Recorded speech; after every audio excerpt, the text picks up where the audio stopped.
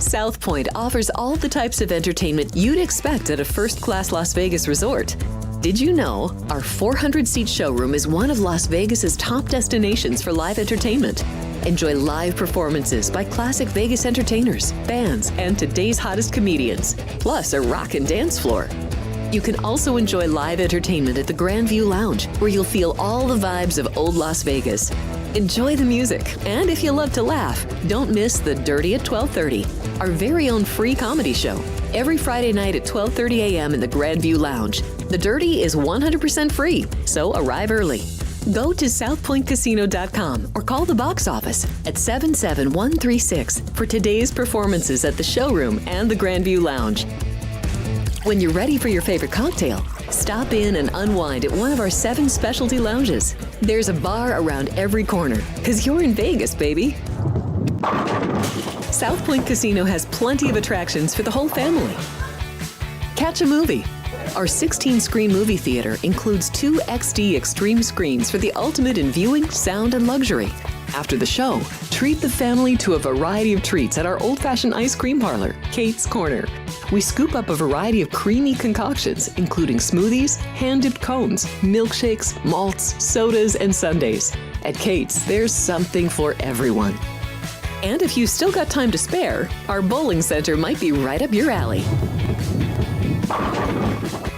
Voted Best of Las Vegas, it's a great place for friends and family fun. 64 lanes, a pro shop, snack bar, and arcade.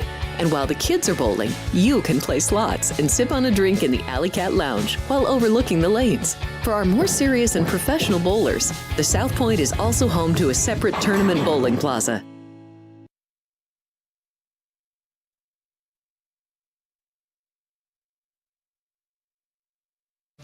Welcome into this Sports by the Book Free Throw Friday. Look at that. Good work, Jerry. Good job. On quick notice. We're happy to be with you as always. We'll be here. For the next few Fridays through the beginning of the NCAA tournament, because I've been told that first Friday of the tournament's a very busy day for you guys. A little bit. Vinny Magliulo is on the far side. Chris Andrews directly to my right. Jimmy Vaccaro directly to my left. Gentlemen, we'll step away from free throws for a second. Don't worry, we'll get to that through the show. But I want to pivot back to 5 days ago, where the Philadelphia Eagles really put it on the Kansas City Chiefs. 40-22 is not indicative to how non-competitive that game was. If it was 40-2, it would have been a little more indicative. But Chris, Vinny, Jimmy, just how did it end up going for you guys, and any takeaways you may have had from the Eagles winning their second Super Bowl in 6 years? Well, again, I can only speak for South Point. It was good, not great. Okay. We had handle was down, and I was hearing around town a lot of guys needed the over. We did not need the over, I can tell you that. We did not need the over for the game. I was looking through today. You know, we lost a pretty good chunk on parlays, naturally going to the over. Lost a little bit on teasers. Again, most of them were teased to the over, because either team to the over. And a lot of the props kicked in with the over, particularly wide receiver props. We got waxed pretty good on those. But overall, we did win. We had a nice day. I talked to Michael today. I talked to Ryan the last couple days, and we had so many people in this place. I think a lot of it had to do with the fact that we do use a dime line for the point spread. We use a dime line for the money line. We had about 300 props and slots and table games. I don't know if they hit an exact record, but they were damn close to records. And I think we had about 7,000 people in this place. And so they were overall very happy. But again, we're going to do a little forensic accounting, auditing, and see where maybe we could do a little bit better in the future. Yeah, I mean, no complaints from the crowd participation here. Again, pricing was very, very generous, starting with obviously free parking, free admission to the party. So Chris brought up a great point, having 7,000 additional folks on property for the game and then the in game and such. Handle well down. If you look at last year, the Super Bowl was here in Las Vegas, so statewide $190 million.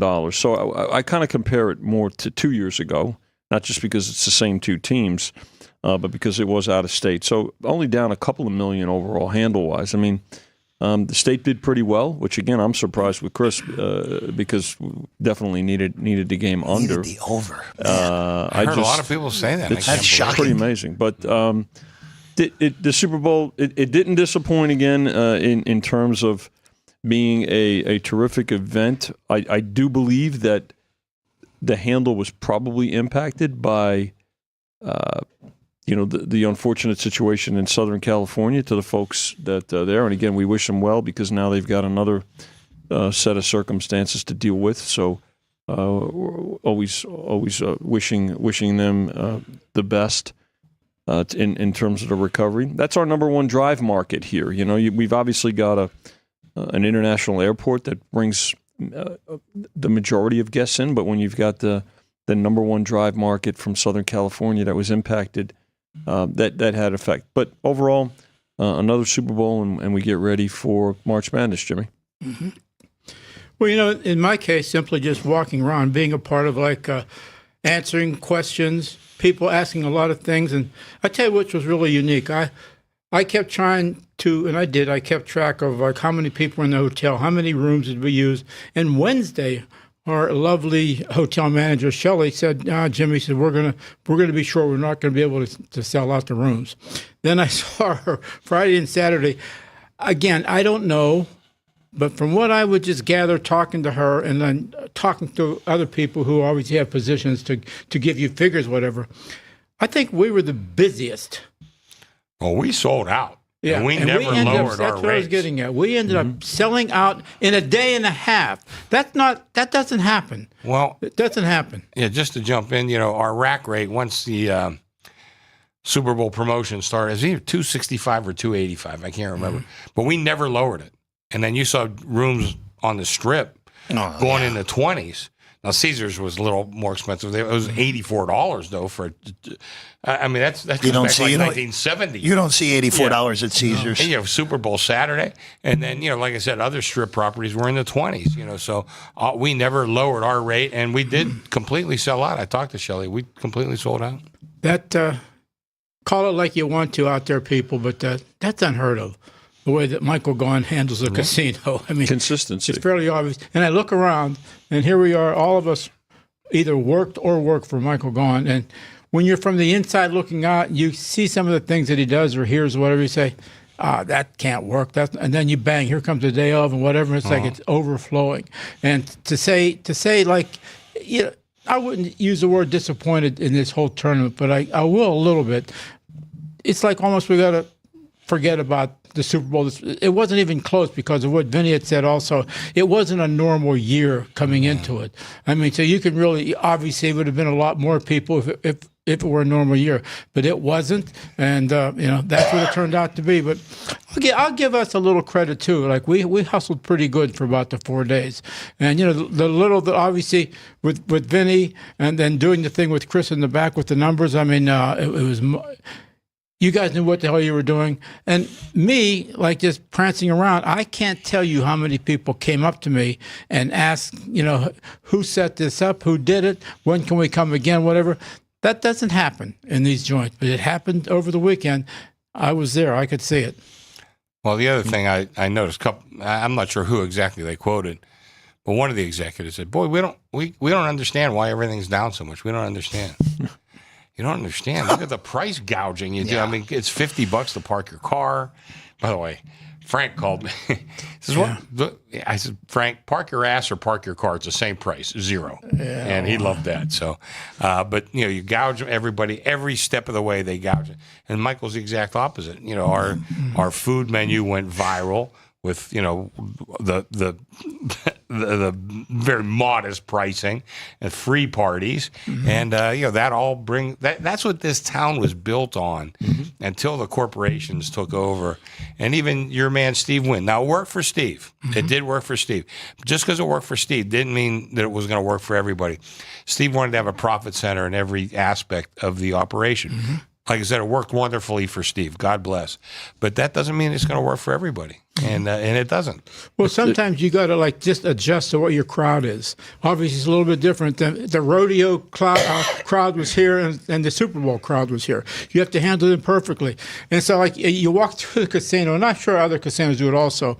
Like when the rodeo was here, the music that came over everything was just cowboy stuff, whatever. Now, like, whatever group is in town, you listen to the songs on it, they fit what we were promoting right down. I just couldn't believe it, but here it was.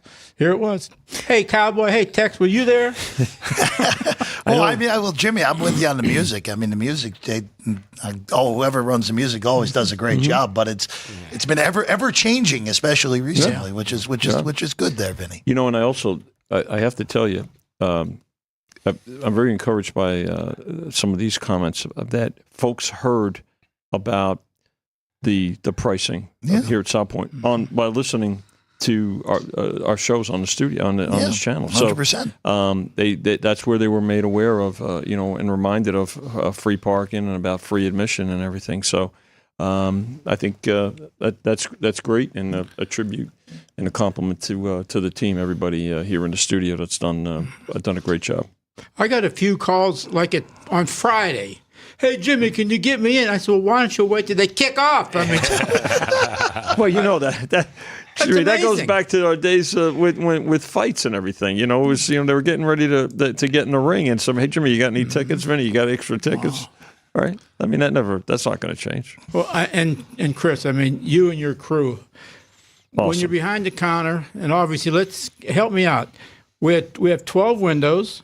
Right, we're taking bets on. Yeah. Well, just the sports side. 12 in the sports book. Well, I'm just saying we started with that. Yeah. And then the machines. There was like 6 of them right over here. The kiosks over here. Then you're right. You utilized the race book also to write tickets. Well, let's add it up. So we had that's what I'm saying. 12 in the sports book, 4 in the race book. This is ticket writers. Okay. 9 upstairs. In the various parties. Right. 9, and was it? How many kiosks? 16. 16 kiosks. Wow. If you didn't get down, you didn't want to. This is your own fault. 100%. We did everything we could to make it available. And, we're 365 days a year. We're open 24 hours a day. And then the Super Bowl, of course, was up for 2 weeks. So, what can I tell you? Did everything we could to get you in. And I a few times, that's probably between 5 and 10, hey, Jimmy, we'll see you in March. And I say, I know you will. Yeah. Because you can see you made new friends, and obviously you've seen like what the situation is going to be. Like the room rate in March Madness will be the same that it is today. It won't be any difference. And people they handle that pretty good. Then they know it's true. If they want to come early, but we'll take care of you. Well, the other thing that again somebody like Michael Gaughan understands, and he's been doing this for 50 plus years, is customer loyalty. Now, you would get one guy in, and some guy comes in and he has European money or Asian money or Arab money or something like that. He might blow a fortune. But did you develop a customer? You got a one-shot deal, and that's great. I mean, if you can get enough money out of that guy, that's terrific. But Michael has developed loyal customers for many, many years. And, he understands that, and I'm glad to be working in a place that understands that. We're not looking for that one shot. Listen, if somebody comes in and blows $1 million, we'll take it.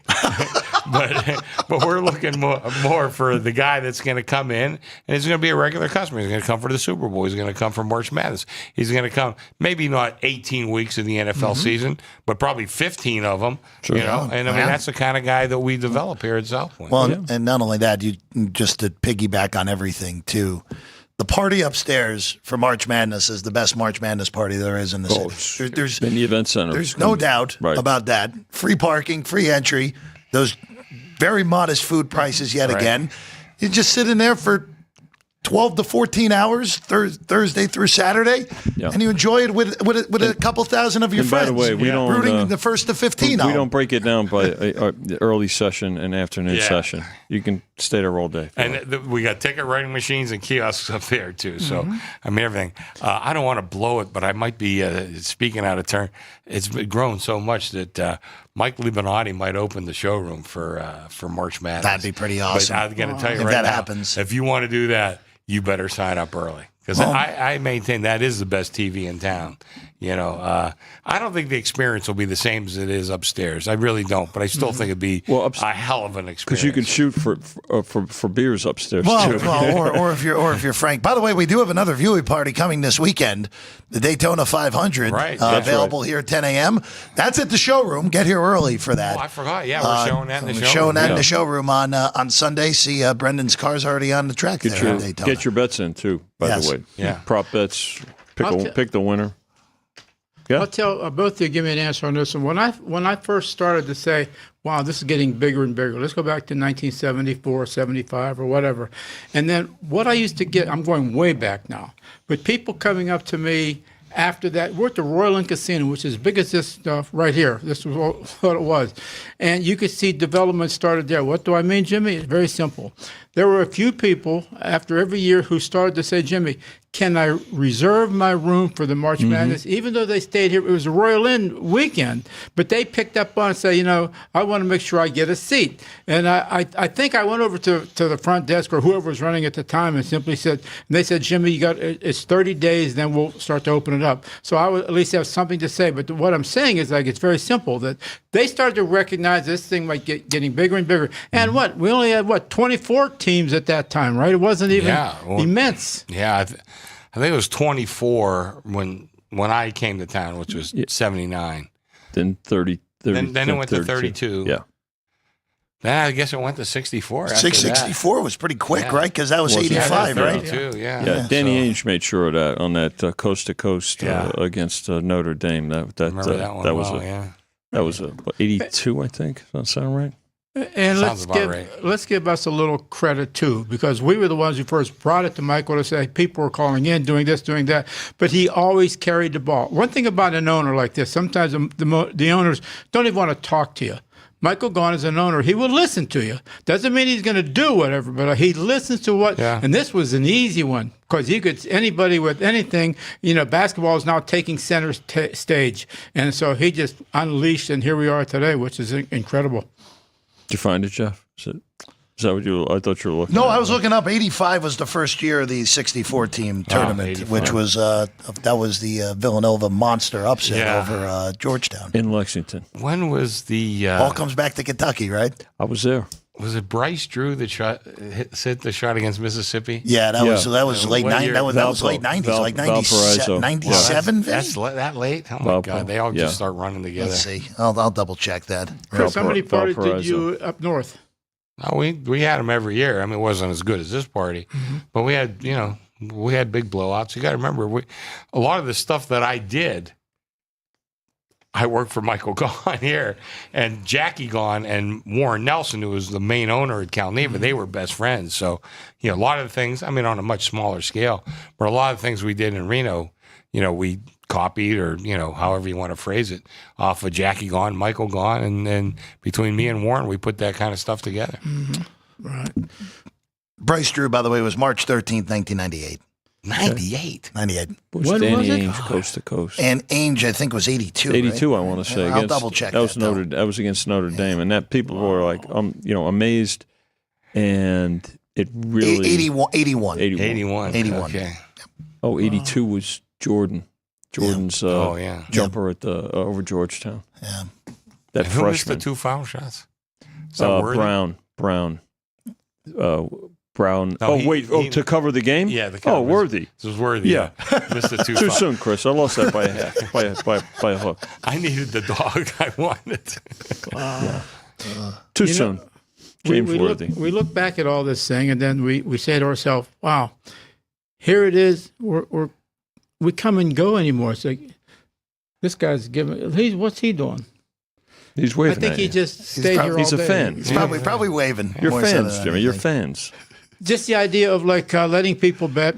And then obviously as we grew up, the limits went up, everything went up. Sure. And we would do more and more of whatever, the parlay cards, everything that you did. And then, we all know the first 3 days were just insane. Oh, yeah. And you've never seen nothing like it. Now remember, it doesn't top what the Super Bowl does, but there was the 4 days in a row, the first 4 just insane. Well, the whole tournament, a lot more in the show. Oh, yeah. Probably close to double. Wow. It wasn't like that until what, 5-6 years ago, maybe? Yeah, Something like I would. So we know that the Super Bowl single most wagered handle, but NCAA tournament, Chrissy's right. We can go over 300, closer to 350 million statewide. Yeah. I mean, that's going to be huge. Yeah. Yeah. All right, guys, I'll let you continue. I'll get out All of right, here. Jimmy. It was a great weekend. Good job. Always is. Unbelievable. And we Always did work excellent. our ass off, Michael. Thank you, Jimmy. You know what? We'll take a quick break ourselves. When we get back, we'll talk some hoops, sports by the book, Free Throw Friday. Chauncey, want you to We have 11 amazing restaurants featuring a wide variety for every price range and appetite. South Point's Garden Buffet has something for everyone at unbeatable prices. Or, if hunger strikes in the middle of the night, join us at Coronado Cafe. The American menu offers breakfast, lunch, or dinner 24 hours a day, plus a Chinese kitchen for authentic Chinese dishes from 11 a.m. to 11 p.m. From steak and eggs to wonton soup, it's fast and friendly service 24/7. When you need a quick pick-me-up, you can find it at our state-of-the-art Starbucks just inside the main South Point entrance. Order ahead with the Starbucks app for easy mobile order pickups. Or enjoy your favorites in the relaxing dining area anytime, day or night. If you love Mexican food, Baja Miguel's has all of your south of the border favorites. There are dozens of classics to choose from, like fajitas, ceviche, chimichangas, tacos, and more. And for spirit lovers, Baja's colorful non-smoking tequila bar is right outside.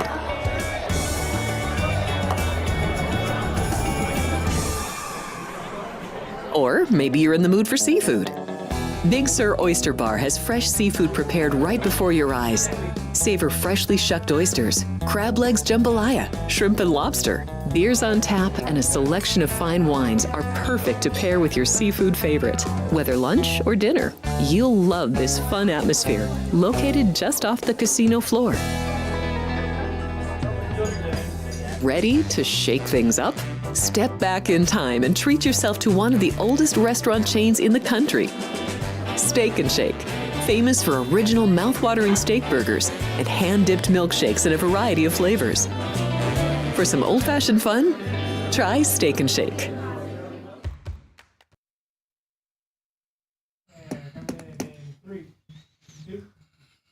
Welcome back in. It is Sports by the Book Free Throw Friday here on a Friday. By the way, happy Valentine's Day. Hopefully no one's in the doghouse yet. At least not yet. No? No. No. No, not yet, Vinny? I shopped early. I went this morning.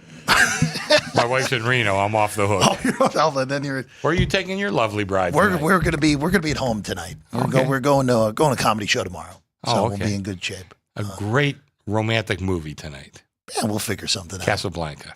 Oh, we're going back in the time machine. on Tremendous. That one. Oh, Yeah, one of the all-time One of the all-timers. classics. It's a great one. absolutely. Oh, By the way, we mentioned Danny Ainge earlier. My old girlfriend, she was a ball girl for the Suns. Okay. Got fired for throwing the ball in Danny Ainge's face. He said he deserved it. That's pretty funny. probably missed a free throw. Cost her. Oh, man. All right. So this is the first Free Throw Friday of the year. So we'll be doing this show through at least that first weekend of the NCAA tournament, probably get it through the Final Four. Even though that first Friday, just warning you, we probably won't have a show that day because we'll all be a little bit busy that day. I know a couple of us will be. Yeah, well, I'll be too. I'll be upstairs with 4,000 of my best friends. Yep. Who are all rooting for some 15 seed to get first to 15 First on to that 15 thing. or Yeah. who You knows won't be what. alone in that, No, in that trust me, I know category. I won't be. That it's funny. So the first tournament that I came to Vegas to, and that prop bet didn't really exist at No, that right. point. It really started to come into its own around 2018, 2019 was the first. Yeah, it's been So about seven. that Let's twen- give credit to Jay Rude from Oh, the 100%. MGM. He's the one that Yeah. thought it up, and I was more than happy to copy it off Jay. Jay's a friend of mine. Hi, Jay, if you're listening. I copied it off him, and it's been one of the best things we've done here. It's Great product. That 2019 year was the first year I was fully aware of it. It just the loudest cheers of the entire, one of the loudest pops I ever can remember was Zion Williamson Duke here. Yes. And it was against It was Duke. against North Dakota State. Yes. North Dakota State was the play-in 16. Yes. It was some bananas price on the 16 seed. I think it was like 7-1 or 8. And the Bison were first to 15. They probably lost by 30 plus, but who cares? They got to 15 first. The one day, Dave Jensen, who's the lead host here, he's back in here, and we had about 15 guys sitting in the corner, kind of by my office. And Dave's there, what the hell's going on? I says, Dave, these guys, and we blew, we had to blow 30,000 just to that little group. I said, Dave, you can't pick a better group of guys to win. Just the PR They're from that right was to the tables phenomenal. with that money. I hope they walked out here with at least a couple bucks in their pocket, but they might not have. And mostly they loved it. It's the dogs too. And they would. yeah. And I have That's to tell you, 7-1. You ain't going to find that again. I know that doesn't exist anymore. I have to tell you that a lot of those same people. They had the dog and first to 15, but they laid the favorite for the game. I can tell you. Right. More than many times they cashed both. Right. Those are terrific Great opportunities for everybody. So speaking of this year's tournament, by the way, we'll get into a few games for tomorrow. Auburn, Alabama, by the way. No, as we all expected, number 1 versus number 2, 2 teams from the state of Alabama in basketball, as we all expected. We'll get to that in a little bit. But speaking of those 2 teams, Chris, you, of course, did the great prop, Ohio State and Georgia versus the field for college football. Now we have the Southeastern Conference versus the field in basketball, as we all expected here. Right. Minus 165 on the field, plus 145 on the SEC at the moment here to win the national championship. You get Auburn, you get Bama, you get Florida, you get Tennessee. That's 4 of the top 5 right now on the 16 SEC. teams. You get all 16 of them. Well, I don't think you have to worry about South Carolina. But Yeah, okay, but you got A&M. A&M, legit bit team. of a sleeper. Kentucky's obviously still there. Kentucky's still in there. Missouri. Yeah. What about your alma Missouri's mater? coming on. I don't think they'll win the title, but they could make Mississippi's it not bad. Both Mississippi Both squads Mississippi. are Listen, dangerous. Let me tell you right now, somebody's coming out of nowhere. A 6 or 7 seed. Mississippi State. You got a lot of good teams up there that somebody's. It might be somebody from a non-Power 5 conference or something like that. It might be something like that. But somebody's coming out of nowhere. A 5 or 6 seed is going to make a pretty serious run, if not to the championship, but at least to make a run to get to the Final Four. For what it's worth right now, again, it's early. It's only the 31 days until Selection Sunday, by the way, fellas. Just 31 days. Joe Lenardi, who, again, there are a lot of bracketologists out there. I just happen to go to him because it's always the easiest one on the screen in the morning. Well, Joe does he adjusts on a daily basis, and he gets a lot of. He does a lot of work. This morning, he puts the work in. This morning, the new bracket came out, 14 SEC teams, which would shatter the record from the 2011 Big East, which got 12. Yeah. Okay. Joe's very high on that. I think Joe likes our prop. Well, look, if you had it in 2011 with the Big East, even though they only had 2 teams make it to the second weekend with that big number, Connecticut won the title that year. Yeah. So it still got home for that one. By the way, that was what, 2011? That was the 2010-2011 season. That was Kemba Walker, Connecticut. And I think Connecticut had to play their way through the Big East tournament. I can tell you this right off the bat, Vinny. So they were the 9 seed in the Big East tournament. Yeah. Were they really? They caught fire though. They were. And then Kemba went on his run, and honestly, the most important game of that entire season was the Big East championship game. Yeah, which was Connecticut against Louisville. The winner of that game was going to go up a seed line. The loser of that game was going to go down a seed line. Yeah. UConn wins that game. They get the 3 seed in the West. They go on to win the title. Louisville got the 4 seed, upset by Morehead State. Morehead State. Wow. So, by the way, Chris made a comment, and he said Power 5, and he's absolutely right. Yes. Let's remember this. In college basketball, there's still Power 5, because last year there was Power 6.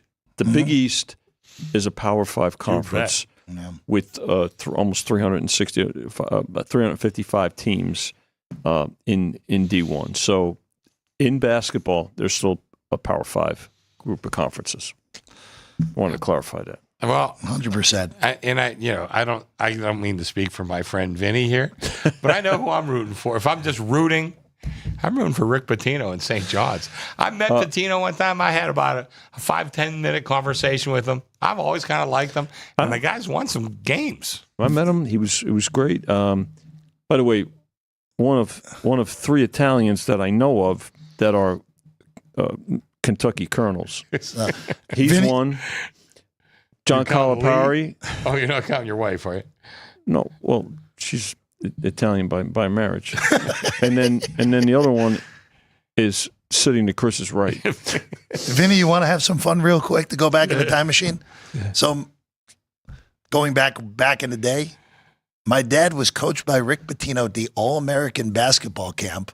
Oh, wow. On Long Island. On Long Island. Gus Yeah. Alfieri's camp, Yep. as you know. Yeah, I was at that camp. I attended. I went to that St. Anthony. I went to that school. So there it's was not St. Anthony's, Jersey City. Nothing against St. Anthony's, Jersey City. I'm talking about St. Anthony's in Smithtown, New York, which is now it's still St. Anthony's, but it's moved. It merged with one of the other Catholic schools. So there's somewhere in the house in New Jersey, there's a piece of paper, or Dad, if you're watching, find a way to find it, that has basically the Rick Pitino critiques of really? So Wow. this was when he was at UMass as a player still. Wow. Let way me tell back you in the about day. that camp. Yeah. Who would be at that camp? Rick Pitino, because he was from Long Island. He, in fact, I'm trying to remember. Massapequa? Well, he was from Queens originally. I'm trying to remember where he went to high school. Testaverde went to St. Dominic's. Pitino might have went to. Did he go to Malloy? He went to Dominic's. St. Dominic's. Okay. He went to Dominic's. Oyster Bay, New Oyster York. Bay, New York. There you go. But Lou Carnesecca was also, he would attend that camp. Rick Barry, John Roach, a lot of the Nets, because the Nets played in the Nassau Coliseum in the next county over. And so there were many, and then one day a guy showed up and got out of a nice vehicle. He was being driven, and just people wanted to talk about this young man who was from Long Island, and but just said, where do you see this guy? And I remember, got out of the car, he stretched a little bit, and before Michael Jordan took off from the free throw line, one Julius Erving did it. This was right before he went, or it might have been his freshman year at Mass. No. At UMass. I think it was his sophomore year. 'Cause I don't think freshmen were allowed to play. No, but he was there. He was attending. there. I'm telling you, Okay, he 'cause I can attended Mass. remember- But yeah, because Lou Alcindor couldn't play Right. for UCLA. When me and my cousin Zach, we had the greatest upbringing. You know, we'd go to the Pitt Fieldhouse on Saturday. That was all the public. Pitt would play the public school teams. Okay. Then we go to the Civic Arena on Sunday. Nice. Duquesne would play all the Catholic school teams. So, I mean, this was like a typical weekend for us. And I remember, so we'd always read, okay, who's coming? Boy, Massachusetts got this guy. He's a sophomore. His name's Julius Erving. Boy, it sounds like he's pretty good. So me and Zach sound like, yeah, he's pretty good. Yeah. I think he went to Roosevelt High School, actually. if I I'm think not you might be mistaken. right. Yeah. I think it was Roosevelt High He School. was, and he actually grew in college too. Hmm. Because the story we read, he's a little undersized for a forward. He's 6'3.5" or whatever it was. Yeah. He wound up about 6'6", I guess. But I remember seeing him as a freshman. Tell you another one, or as a sophomore. by the way, Dr. J was Roosevelt. There you go. There you go. Well, I remember seeing Calvin Murphy play a freshman game. You think he tore that up. But at halftime of the game or between games, he was a champion baton twirler. Yes. It was a baton. Was it Niagara, right, Chris? Yeah, he went to Niagara. Yeah. Yeah, as a champion baton twirler. Yeah, it was just a great camp to and a great times, Christian. But you also did the Civic Arena have double headers? Oh, yeah. They had Something, double headers, right? Oh, yeah. Like the Garden. Occasionally we'd see, Pitt and Duquesne have a doubleheader. The Garden had double headers, college double headers on Saturday, and oftentimes an NBA doubleheader on Sunday. So we'll throw this out there before we move on, because I'm having fun with this discussion Good, personally. it's good. So there was because Hubie Brown did his last game as a broadcaster over the weekend. Yeah. There was a clip circulating that NBA history tweeted out, actually, of Hubie Brown at With the no-look pass. The no-look pass. Yeah. That was the camp. That was the All-American camp. Yep.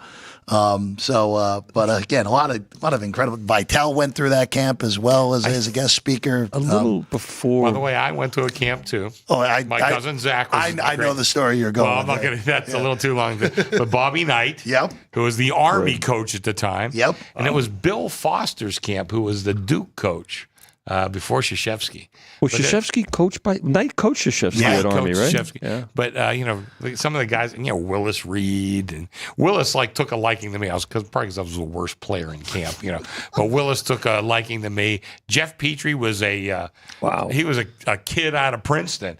But you should have seen the pickup games that they had at night. My goodness, I'm sure. and that's when I kind of, this Petrie guy's really good. But of course, nobody could stop Willis. The best part about camp was you could play outside too, because in the summer, and I loved playing outside. It was great. Yeah. Fantastic. Good stuff. Yeah, have your dad find that Jeff. That'd be great. I'll see if he is. He's texting along because he immediately said Dominic's on. That's awesome. Yeah, I knew it was. Yeah, I think that was a little before Valvano too, though. I think a little before, but Valvano was coaching, and then that was, of course, I think his first college, his first big college job was at Iona.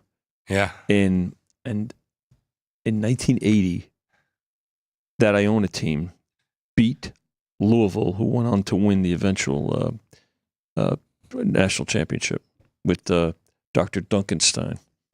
Yeah, Valvano was very good, very successful.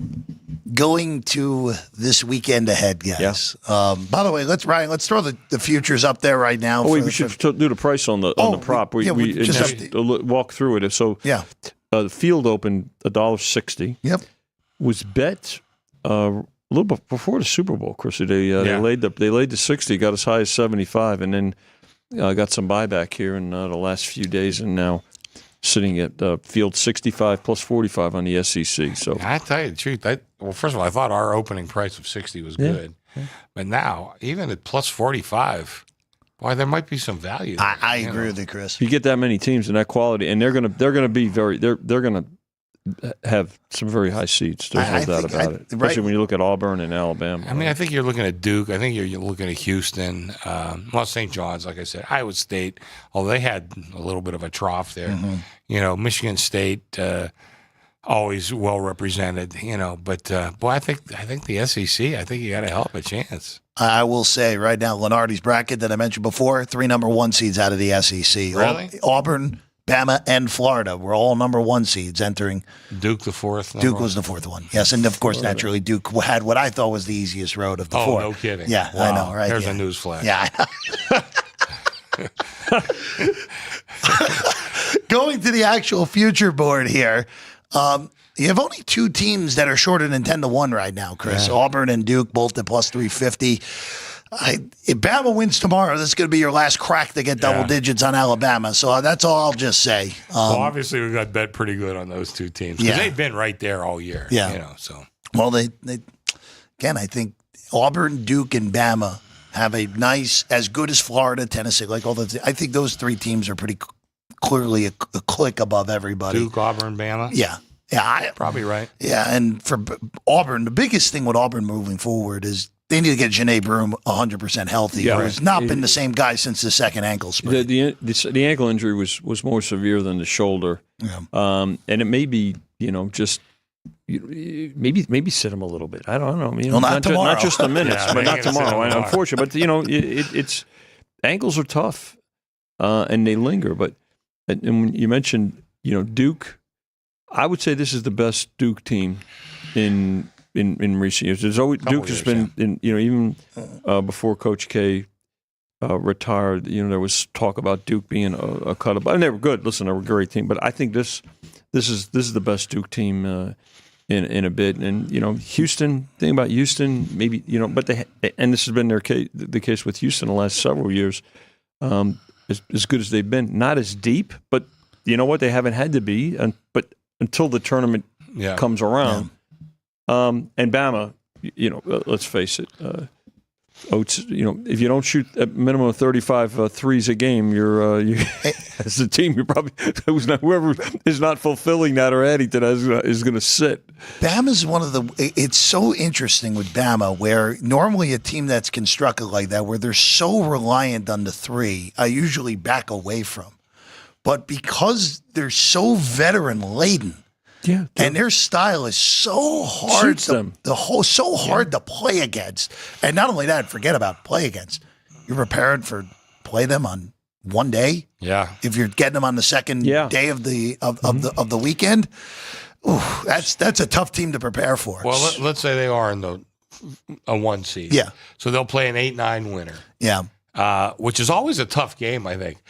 But this might be a little different. That 8-9 winner is going to have 1 day to prepare for Alabama. That might be tough. I will say, this 8-9 crop, there is some potential for some weirdness right now if the bracket doesn't shift, because Gonzaga and UConn are both looked at as 8 seeds right now. Yeah.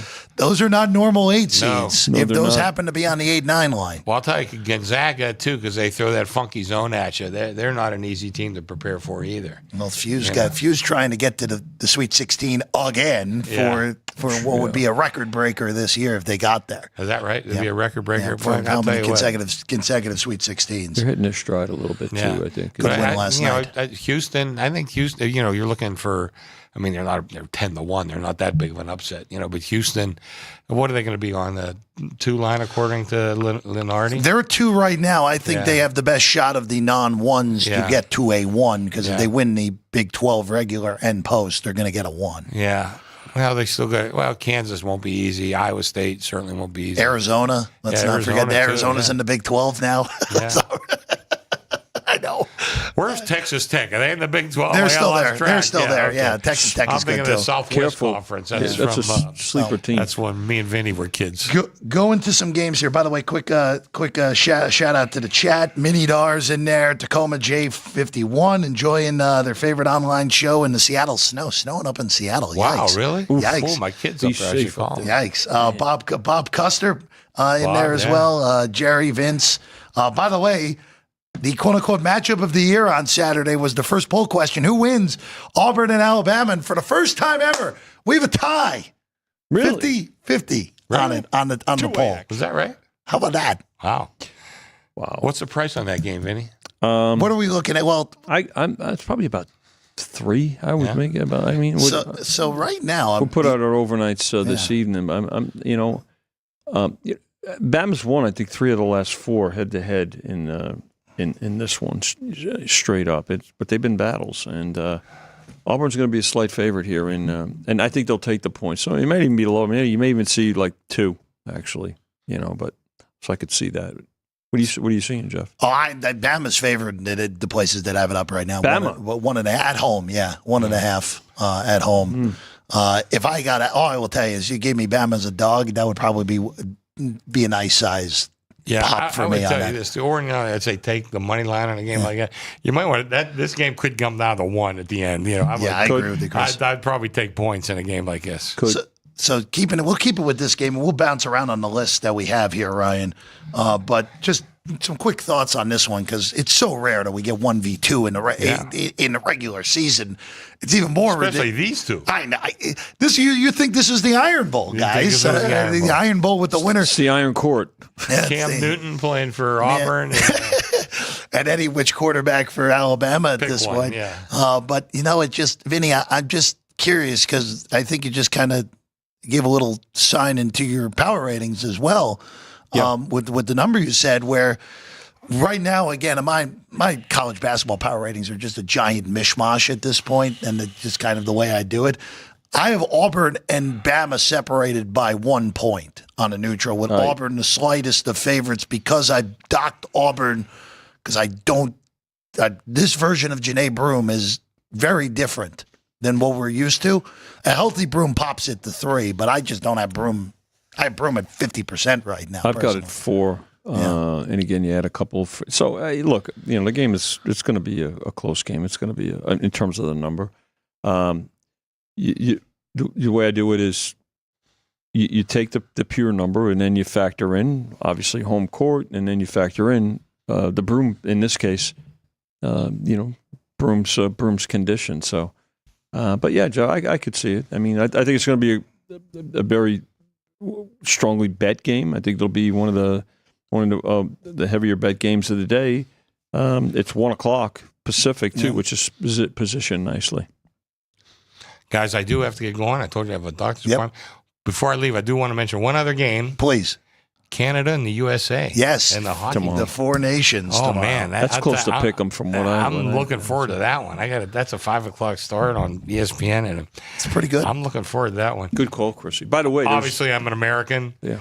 How can I not root for Sidney Crosby? Chrissy, have you heard rumors? I know you're a Sidney Crosby fan. Have you heard rumors that the Knights may be talking to the Penguins? I've heard a couple different rumors. Obviously, and I can see Sidney 40 games a year. I don't want him to leave Pittsburgh. Of course not. I don't want I him to get leave that. Pittsburgh. They already made one mistake getting rid of Fleury a dozen years ago. There's no All-Star break this year in the NHL. This is the break. Yeah, the biggest takeaway for me, these guys care. It looks like the Olympics. Yeah. That's a darn good thing moving forward. If they're not going to send the pros to the Olympics, do this every other year, be a win. Care? These games are intense. Yes. Care. And you're going to really see some intense play tomorrow night. Absolutely. Ask Shea Theodore guys, how much they care. We're going to have a great show. We'll take a break to give you a delegate exit. We'll be back more when we get back. Jimmy, Free Throw Friday here on Sports by the Book. You blew it. Jeez, Jeff.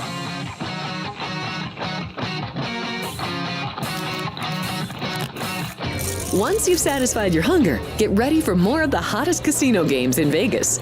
Our 24-hour, 30-table non-smoking poker room proudly hosts all the most popular poker games with a variety of betting limits. Visit the poker room for a schedule of daily tournaments. Whether you're going to hold 'em or fold 'em, the best place for poker is at South Point Casino.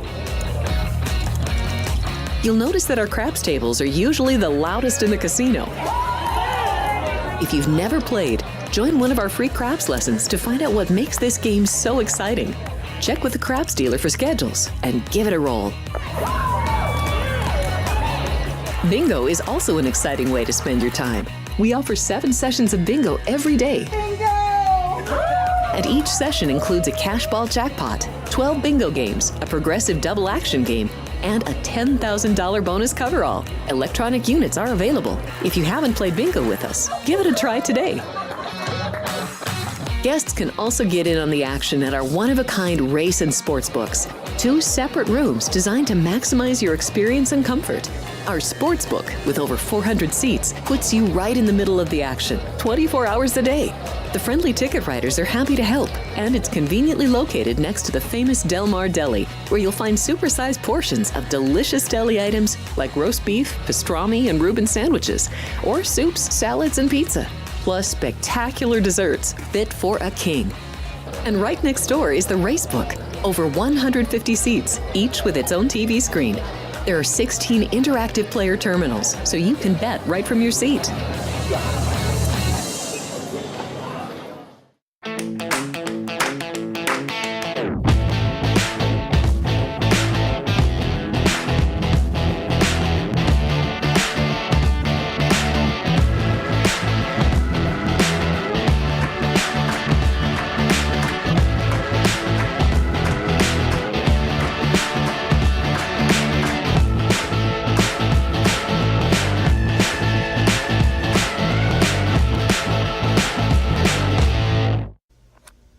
Get ready to laugh with Punchlines with Frank Nicotero.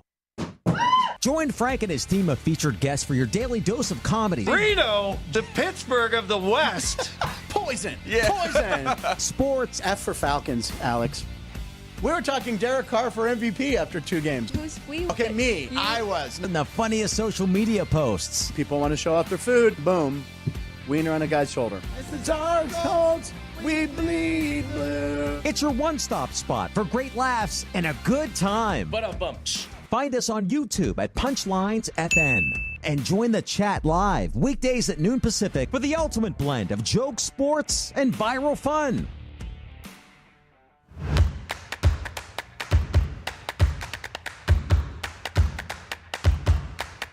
Welcome back in. Free Throw Friday. Could be Fast Break Friday. You never know. Might turn into that. Could do that. Could do that. Vinny Magliulo alongside me. I'm Jeff Parles. Happy to be with you. All right, Vinny, let's rattle through some of these games. Your numbers will come up around, what, about 6 o'clock tonight, give or take? The overnights, yeah. Right. Between 6 and 7 this evening here at South Point. So let's start with A&M and Arkansas first. Aggies hosting John Calipari's squad, who they're playing better. Cal's squad is playing significantly better. It looked like this was going to be a complete disaster.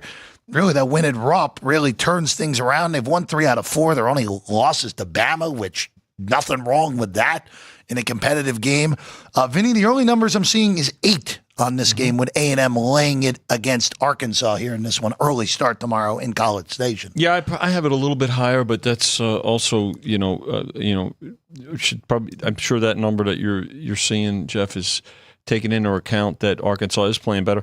A&M is very good. I mean, the thing about A&M that's good. First of all, they're very physical, and Peterson. He's a tough-nosed coach, and his players play that way.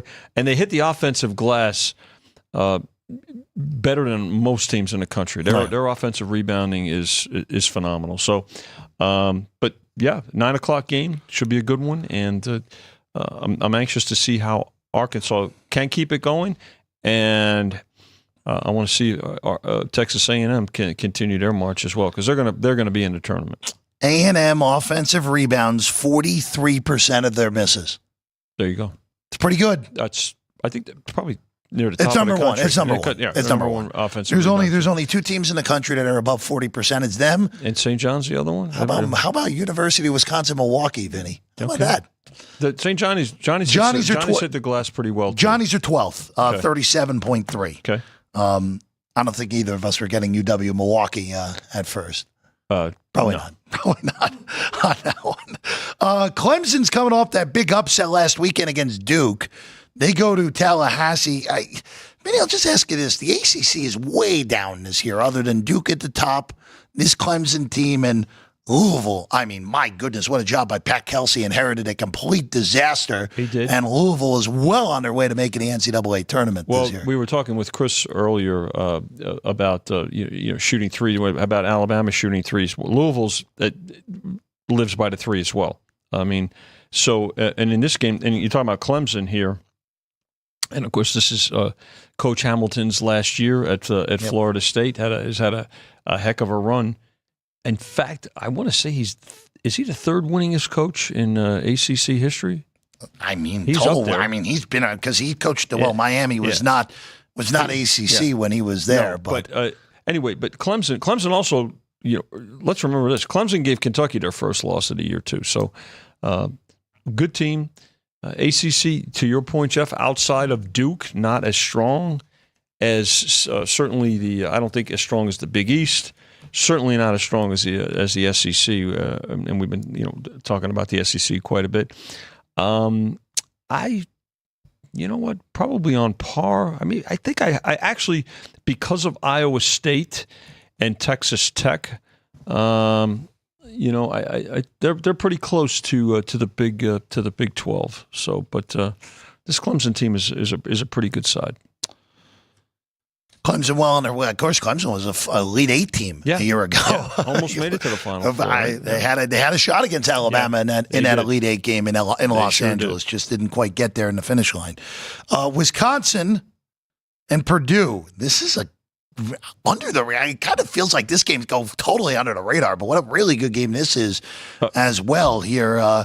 Purdue last time out. Great game earlier this week against Michigan. Michigan held on, won in Ann Arbor by a deuce in that one. Wisconsin has won 4 out of their last 5. Before that, they had that big win streak before UCLA got them at Pauley. Vinny, this is an intriguing game. What are your numbers come for? And then I'll tell you what we're at here. My numbers come to Purdue 5. That is exactly what the market is. Okay. These two play close games. If you look at in recent history, or the last couple of seasons, they play close games. It comes down to right to the end, particularly from the free throw line. So I've got Purdue 5 in this game, and again, bear in mind that they're no strangers to playing very tight games. against each other. This might be a take of Wisconsin for me. As always with Wisconsin, just a matter of, again, they're very efficient offensively, but going to Mackey is a very, very difficult place to play. The Battle of Tennessee next. Vandy, of course, stunned the Vols back on January 18th in Memorial Gymnasium, which is a very weird place to have to go on the road and win. Mark Byington, of course, was James Madison comes over. Vandy was not in a good spot. They're well on their way to making the NCAA tournament. Vandy's definitely a surprise for sure. Not to them, but to us it is. I had Vandy get the 15th team in the SEC going into the year. They did beat Tennessee at home by 76-75. Beat them by a point about a month ago. So Vinny, revenge spot here for the Vols. The question, as always, with Tennessee, will there be enough offense on their end, as it's kind of been over these years, except for last year? They live and die by defense. If you look at the pure power rating in the home court, certainly comes to double digits, probably 15 or at least, Jeff. But I don't know. Can you trust them? Again, I haven't looked at. There is an array of numbers on this probably game. You might even see as high as 17. So the highest number in the market's 13.5. Yeah. There's a lot of 12. There's a lot of 12.5 also. But 17 is high, I guess. But I think this number gets played up and then comes back down. Good game. I don't know. Boy, you can get a half like that against Missouri where they don't miss a three and then they're impossible to beat. But again, their offense is rough this year because Lanier has not been as good as Connect was as the transfer. I mean, that's the thing with last year's team. It kind of felt like Barnes had to pop through and he ran into Purdue. What are you going to do? Edie had an all-time game in that Elite Eight game against Tennessee last year. All right, Houston and Arizona. What a game this is in the Big 12. Cougars heading to Tucson. Arizona looked like this was going to be a total lost season at the beginning of the year. Yep. They were in non-con at one point, Vinny. They were 4-5 in non-conference. 4-5 doesn't happen to high-end teams. All they've done since then is go 13-2 and 11-2 in one of the best leagues, probably the second best league in the country. Now they welcome in Houston. We talked about the Cougars before. Kind of same old thing with Houston. Great defense, great offensive rebounding. To me, for national championship prospects, they still, to me, lack the go-to scorer that they've kind of lacked just the entire time in the Sampson era. If it's not real balanced from the perimeter, especially, Jeff, that's a good point. Sometimes the free throw issue with them can be inconsistent, and that's another thing you want to pay attention to. Two aspects you really want to watch as you're preparing for the tournament. Right, look for teams that rebound well and that make free throws. Arizona playing much better lately. A big win against Iowa State. They were up against Iowa State at home about a week and a half ago. They went down, and I think they went to double overtime, if I'm not mistaken, in that game. And Iowa State, frankly, and again, full marks to the Wildcats for winning that game in double overtime. But they had a 3-point lead after the first overtime. Did Iowa State, and they didn't guard the inbound pass, which to me is a bugaboo. So you had two things you could have done there, right? And I want to say it was what was there, 4 seconds left in that? Not even. Okay, 3 point something seconds. Inbound the ball. Love gets the ball, so no pressure on the inbound. Gets the ball, is allowed to receive. Okay, he receives it. He turns. You have to foul him before he can even turn. Either you foul him, considering you didn't put anybody on. He hits the half-court shot, and then they go on to win in double overtime. So, but listen, good game here, and again, credit the Cats there. Houston going to be a road favorite here in this one. A few more I want to hit before we get out of here. Mizzou and Georgia. Georgia's the last team in, according to Lenardi right now. So very important game. Mizzou has been a stunner to me. I did not expect this. I don't think anyone did who follows the Missouri program, but they are well on the way to making the tournament for the second time in 3 years after a long absence before that. Right now, Vinny, market is Missouri's a 1-point road favorite, which feels very correct to me that this is a flip game. Missouri won. You may see this one toggle back and forth, Jeff. The Dogs did win both games last year. So, but yeah, I could see this one. This should be a close game. It's certainly the number's not gonna move tremendously in this one. I'm gonna skip Vinny real quick. What do you have on Stanford Duke? Since that's gonna be a tough one. Start at 22 and keep going up. All right. Right now, that number is 21. Okay. 21 on that one. Of course, like I told you, Bama and Auburn right now. There's 1.5s, there's 2s, there's 2.5s. I will say this. I'll have a full breakdown tomorrow morning on this game. I think Alabama wins this game. It's just going to be a matter of how do I attack this from a betting perspective. Would love to see a 1 at some point. May just lay the money line in this one, like Chris said. This could very easily come 1 when it's all said and done. Clones and Bearcats. Iowa State, a little lull there a few weeks ago with the 3 straight losses that started with that disaster in Tucson at the end. Vinny, they play a Cincinnati team that has looked really good at non-con, but is disappointed in conference play. Very inconsistent, Jeff. Cyclones, I think 4 straight head-to-head straight up in this one here. You look at this. What are you seeing out there? 11. I was going to say 11. About a dozen. I mean, it looks kind of strange on the one hand, where since he's getting that many, but I think Iowa State, they had that slip, and now they're just going to go all out, and I think they're going to be a very high seed too. So yeah, I think it's right there. I made the game at 12. Egg Bowl on the basketball court. Important game for both Ole Miss and Mississippi State here.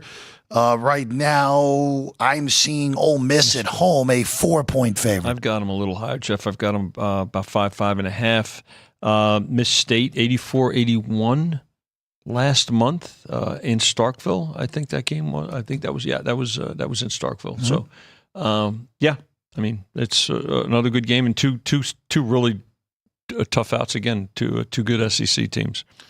Illinois hosts Michigan State. Michigan State on a slide right now, 3 straight losses, including that befuddling one earlier in the week at home to Indiana. After that tribute to Izzo, all the accolades, and rightfully so, right?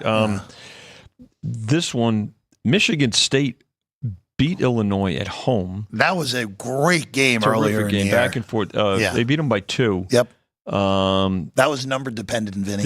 This game, again, this will be a close number here. I'm going